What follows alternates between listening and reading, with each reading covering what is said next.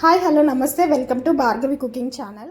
ఈరోజైతే నేను మీకు ఒక మంచి మటన్ కీమా ఫ్రై అయితే చూపించేస్తాను. చూసేయండి, ఈజీగా కుక్ చేసుకోవచ్చు. కొత్తగా పెళ్ళైన వాళ్ళు, బ్యాచిలర్స్ కానీ ఎవరైనా ఈజీగా అయితే ట్రై చేయొచ్చు. నా రెసిపీ ట్రై చేసి చూడండి, చాలా ఈజీ అండ్ టేస్టీగా అయితే ఉంటుంది. ఫస్ట్ అయితే ప్యాన్ తీసుకొని అందులో సరిపడా ఆయిల్ని అయితే యాడ్ చేసుకోండి. నెక్స్ట్ ఆనియన్స్ని కూడా యాడ్ చేసుకొని మంచిగా ఫ్రై చేసుకోండి. మనం ఆనియన్స్ని ఎంత మంచిగా ఫ్రై చేసుకుంటే ఈ కర్రీకి అంత మంచి టేస్ట్ అయితే వస్తుంది. నెక్స్ట్ ఇందులో మంచిగా నీట్గా కడిగి పెట్టుకున్న మటన్ అయితే యాడ్ చేసేసుకోండి.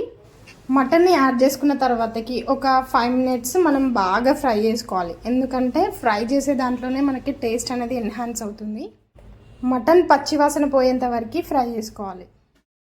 మటన్లో నుంచి వాటర్ వచ్చి అదంతా ఇంకిపోయేంత వరకు మనం లిడ్ క్లోజ్ చేస్తూ ఓపెన్ చేస్తూ మంచిగా ఫ్రై అయితే చేసుకోవాలి మటన్ని. నెక్స్ట్ ఇందులో కావాల్సినంత పసుపు, ఉప్పు వేసుకొని కలుపుకున్న తర్వాతకి లిడ్ క్లోజ్ చేసుకొని బాగా ఫ్రై చేసుకోవాలి.